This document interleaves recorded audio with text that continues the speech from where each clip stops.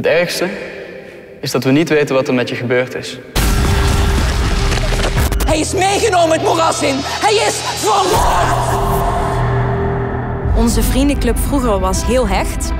We hadden een eigen gate gebouwd waar we in het weekend samenkwamen. Toen Heise verdween, viel de club uit elkaar.